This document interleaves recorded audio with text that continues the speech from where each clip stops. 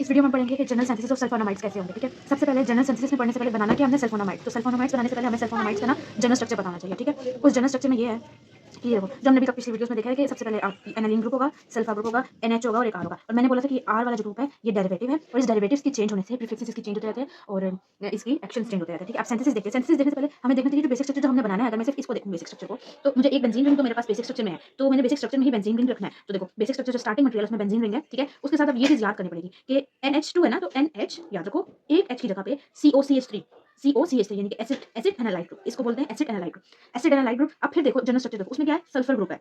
ठीक है, SO2 वाला ग्रुप है। सही है, तो हम लोगों ने बेसिकली इसके साथ रिएक्ट कराया, इस मॉलिक्यूल के साथ। ठीक है, जो S के साथ डबल बॉन्ड ऑक्सीजन है दो, और एक साइड पे OH है और एक साइड पे Cl है। होगा क्या कि बेंजीन का पता है कि हर कॉर्नर के पास एक H होता है। ठीक है, तो ये इससे ऑपोजिट वाला ये जो पैरा पोजीशन पे जो H इधर वाला H है, ये H और यहाँ पे ये OH जो है, ये मिलके रिलीज कर देंगे वाटर मॉलिक्यूल। ठीक है, अब यहाँ से भी एक H निकला है तो एक बॉन्ड डेफिशिएंसी होगी और इस सल्फर के पास भी एक बॉन्ड डेफिशिएंसी होगी। तो क्या करेगा कि ये वाला कार्बन इस रिंग का और ये सल्फर डायरेक्टली बॉन्ड बना लेगा, तो ये देखो ये बन जाएगा। बाकी सेम वैसे की वैसी रही, ये बेस बेंजीन रिंग हो गया, ये वो वाला स्ट्रक्चर जो स्टार्टिंग में था एसिड एनालाइड वाला, और ये सल्फर SO2 और Cl ग्रुप रहता है। ठीक है, अब यहाँ पे फिर स्ट्रक्चर जनरल वाले स्ट्रक्चर की तरफ देखा जाए तो जनरल स्ट्रक्चर है NH और R आना चाहिए। ठीक है, लेकिन मेरे पास तो अभी क्लोरीन, अब मुझे किसी ना किसी तरीके से इस क्लोरीन को रिमूव करना है। तो बेसिकली मैं क्या करूंगी कि मैं NH2 R के साथ रिएक्ट करूंगी। अब NH2 है ना, मतलब अगर खोल के लिखूं तो ऐसे NH H और R, मतलब NH2 और R मतलब अल्काइल ग्रुप या कोई भी हेटेरोसाइक्लिक रिंग। होगा क्या कि एक H और एक ये Cl, ये मिलके रिमूव कर देंगे HCl को। ठीक है, और नाइट्रोजन एक बॉन्ड डेफिशिएंसी होगी और यहाँ पे सल्फर भी एक बॉन्ड डेफिशिएंसी होगी, तो सल्फर और नाइट्रोजन डायरेक्ट बॉन्ड बना लेंगे, तो NHR आ जाएगा यहाँ पे। ठीक है, NHR आ गया।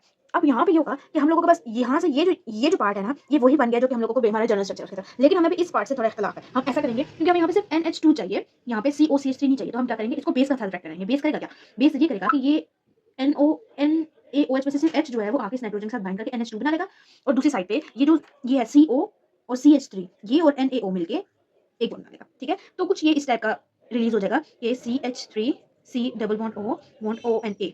ठीक है, तो ये इस तरह रिलीज हो जाएगा, यहाँ से ये और यहाँ से ये NaO, ये H आके NH2 के साथ अटैक करके यहाँ पे NH2 बना लेगा, तो ये बन गया ना एनालिन, सल्फर ग्रुप और ये अमाइड। तो ये जनरली हमने जनरल ग्रुप जो सिंथेसाइज कर लिया था तो वो बना लिया। तो इसलिए कहते हैं कि ये है कि जो आखिर में सिंथेसाइज करना है उसका पहले से बना के रखो कि बनाना क्या है, ताकि स्टेप कोई मिस ना हो। तो ये 1 2 3 स्टेप में ये जनरल सिंथेसिस हो गया। अच्छा, अभी हम पढ़ेंगे mechanism of action of sulphonamides. तो सल्फोनामाइड्स का जो मैकेनिज्म ऑफ एक्शन है वो काफी इंटरेस्टिंग है। वो ऐसे है कि हम लोगों को वन लाइन में पहले एक्सप्लेन करें तो कैसे होता है कि हमने क्या करना होता है कि एक मॉलिक्यूल होता है पाबा होता है पैरा अमाइनो बेंजोइक एसिड। ठीक है, जिसको अगर मैं ये लिखूं तो ये देखो, एक ये बेंजीन हो गया। ठीक है, COOH एसिड ग्रुप हो गया और यहाँ पे अमाइनो ग्रुप हो गया। तो ये पैरा पोजीशन पे अमाइनो है और ये पूरा इसको बोलते हैं बेंजोइक एसिड। तो इस ग्रुप का नाम है para amino benzoic acid. Para amino benzoic acid multiple step से गुजरता है। ठीक है, डिफरेंट स्टेप्स होते हैं और एट द एंड बना लेता है टेट्रा हाइड्रोफोलेट, जो कि लेटर ऑन फोलिक एसिड की सिंथेसिस करता है। ठीक है, अब बेसिकली ये इसका स्ट्रक्चर चल रहा है। यहाँ पे एक एंजाइम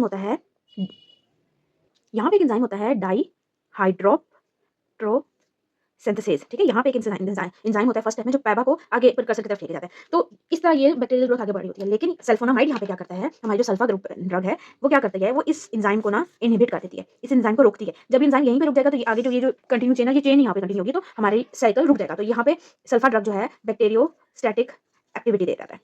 ठीक है, अब यहाँ पे इतना आसान नहीं है, अब इसको हम लोग थोड़ा सा डिटेलिंग पढ़ेंगे इसकी। ठीक है, होता यह है कि जो पैरा अमाइनो बेंजोइक एसिड है वो मल्टीपल स्टेप से गुजर के फॉलिक एसिड की सिंथेसिस कराता है। अब मल्टीपल स्टेप में यहाँ पे एंजाइम होता है, उस एंजाइम को पहले ही स्टेप में सल्फोनामाइड उसका इनहिबिट कर देता है और आगे से ये चीजें सिंथेसिस रुक जाती है। तो अब इससे होता क्या है, जब ये चीज रुकती है तो अब पैरा अमाइनो बेंजोइक एसिड की क्वांटिटी बढ़ती जाती है, वो बढ़ती जाती है क्योंकि आगे से इसका फाइनल प्रोडक्ट तो बन ही रहा, तो यहाँ से इसकी क्वांटिटी बढ़ती जाती है। ठीक है, एक ये बात आ गई। सही है, अब दूसरी बात ये है कि जैसे ही पैबा की एक्टिविटी बढ़ती जाएगी इसी तरह सल्फर ड्रग की रेजिस्टेंस बढ़ती जाएगी। ये चीज मैं आगे बाद में बताऊंगी, बल्कि यहाँ से समझाते हैं। देखो ये था सल्फोनामाइड आके यहाँ पे एंजाइम में बाइंड करना होता था, वहाँ पे आके बाइंड कर देता है। इसी तरह एक्टिविटी तो रुक जाती है, लेकिन पाबा तो हमारे पास बनता है ना, पाबा बढ़ता जा रहा है, पैरा अमाइनो बेंजोइक एसिड बढ़ता जा रहा है, सल्फोनामाइड के साथ लड़ाई करता जा रहा है। ठीक है, अब ये किस तरह इसको कॉम्पिटिटिव इनहिबिटर्स को कैसे हम लोग ओवरकम करेंगे वो हम आगे देखते हैं। सबसे पहले हम देख लेते हैं कि जो सल्फोनामाइड है वो मिमिक कर रहा है पैरा, मतलब सल्फोनामाइड हूबहू लगता है जैसे कि पैरा अमाइनो बेंजोइक एसिड। तो देखो स्ट्रक्चर, बेंजीन दोनों में, ऊपर दोनों में अमाइड ग्रुप है, नीचे पैरा अमाइनो बेंजोइक एसिड में COOH एसिड ग्रुप है, जबकि यहाँ पे सल्फोनामाइड में SO2 और NH2 वाला ग्रुप है, जो कि वेटेज एक जैसे लगता है। जब इनका हम लोगों ने साइज देखा तो लेंथ देखो 6.7x है और इसकी 6.9x है, विड्थ भी देखी तो 6.3, 2.3 और 2.1, मतलब ये हूबहू मिमिक्री कर रहा है। ठीक है, जैसे सल्फोनामाइड है वैसे ही दिखने में, वेट में, सब साइज में पैरा है। ठीक है, तो अब इस चीज को हम कैसे आगे देखते हैं, नेक्स्ट स्टेप में देखते हैं। होता ये है कि पहले पाबा हमारे पास आए थे, यहाँ पे बाइंड होते थे और बाकी सारा प्रोसेस फोलिक एसिड की सिंथेसिस होती थी। ठीक है, ऐसे फोलिक एसिड की सिंथेसिस आगे बढ़ती जाती थी, लेकिन हमने दे दी सल्फा ड्रग, सल्फोनामाइड ड्रग दे दी। सल्फोनामाइड ने क्या किया कि वो जो एंजाइम था उसको इनहिबिट किया, एंजाइम की जगह पे आके बाइंड कर गया।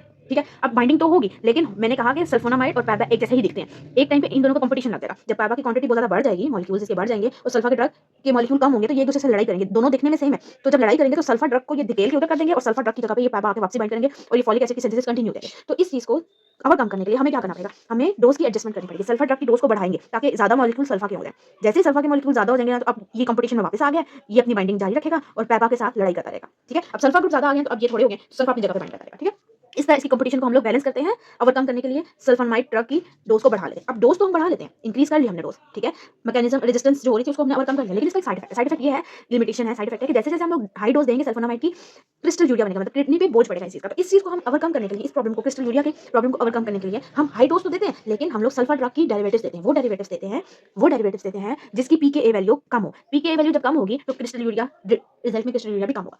मतलब हमने टॉक्सिसिटी तो नहीं कराई ना, तो हर चीज़ को साइड बाय साइड लेके चलेंगे। अच्छा, 2 चीज़ हमने पढ़ी। सबसे पहले हमने बताया कि सल्फा ड्रग एंजाइम को इनहिबिट करती है। फिर हमने बताया कि पैबा और सल्फा ड्रग आपस में मिमिक करते हैं, जिसकी वजह से कंपटीशन लग जाता है इन दोनों का। तो कंपटीशन को ओवरकम करने के लिए हम लोग डोज की एडजस्टमेंट करते हैं। डोज की एडजस्टमेंट में हम सल्फा ड्रग की डोज को हाई करते हैं। जैसे जैसे डोज हाई होती जाती है, वैसे वैसे हम लोगों का एक साइड इफेक्ट आता है जो कि क्रिस्टल यूरिया। अब हम क्रिस्टल यूरिया को कैसे डील करेंगे, उसको डील करने के लिए हम लोग क्या करते हैं कि पीकेए वैल्यू को रिड्यूस करने के लिए सल्फोनामाइड ड्रग के डेरिवेटिव्स यूज करते हैं। इस तरह क्रिस्टल यूरिया कम हो जाता है। अब चौथा पॉइंट जो हम पढ़ेंगे वो ये है कि सिलेक्टिव एंटीबायोटिक एक्टिविटी। अब बेसिकली क्या, हमारा बैक्टीरिया के जो साइकिल था उसको रोकना मकसद था। सल्फोनामाइड ड्रग का मकसद था कि बैक्टीरिया के साइकिल को रोकना। ठीक है, अब डीएनए की सिंथेसिस में जो फोलिक एसिड होता है ना, उसको रोकना। लेकिन डीएनए तो ह्यूमन सेल्स में बना रहे हैं और बैक्टीरियल सेल में बना रहे हैं, तो क्यों सल्फा ड्रग जो है वो ह्यूमन सेल्स को भी तो रोक सकती है ना, पर ऐसे नहीं रोक सकती। क्यों? क्योंकि ह्यूमन सेल्स की जो टेट्रा हाइड्रोफोलेट सिंथेसिस है, इनकी फोलिक एसिड की सिंथेसिस फूड के सोर्स से कर लेती है और इसका ट्रांसपोर्ट मैकेनिज्म डिफरेंट होता है। इसको एंजाइम की जरूरत ही नहीं होती, जो कि बैक्टीरिया सेल्स में हम लोग ने ये वाला पढ़ा, डाइहाइड्रोबोट्रेट सिंथेसिस एंजाइम। तो बैक्टीरिया सेल्स में ही ये एंजाइम होता है, तो सिर्फ सल्फा ड्रग इसी एंजाइम को इनहिबिट करती है। ठीक है, ह्यूमन सेल्स में ये वाला एंजाइम ही नहीं होता, तो ह्यूमन सेल्स को सल्फा ड्रग से कोई भी। अच्छा, तो इस पॉइंट में इसलिए बोलते हैं कि जो सल्फा ड्रग्स होती हैं वो सिर्फ सल्फोनामाइड ड्रग्स होती हैं, वो सिर्फ इसी एंजाइम को इनहिबिट करने की कैपेबिलिटी रखती हैं और ये एंजाइम ओनली सिर्फ और सिर्फ बैक्टीरियल डीएनए सिंथेसिस में पाया जाता है, ह्यूमन में नहीं पाया जाता। तो अब ये क्या होता है कि बैक्टीरिया में इसको इनहिबिट कर देती हैं, जिसकी वजह से बैक्टीरियल सेल की बैक्टीरियोस्टैटिक एक्टिविटी शो होती है, फोलिक एसिड सिंथेसिस नहीं होता। इस तरह इस हेडिंग का नाम लिखेंगे कि sulphonamide drugs are selectively anti bacterial activity show करती हैं। तो that's all about mechanism of action. तो क्लासिफिकेशन और मैकेनिज्म ऑफ एक्शन, लिमिटेशंस और जनरल सिंथेसिस इसमें कवर होगी।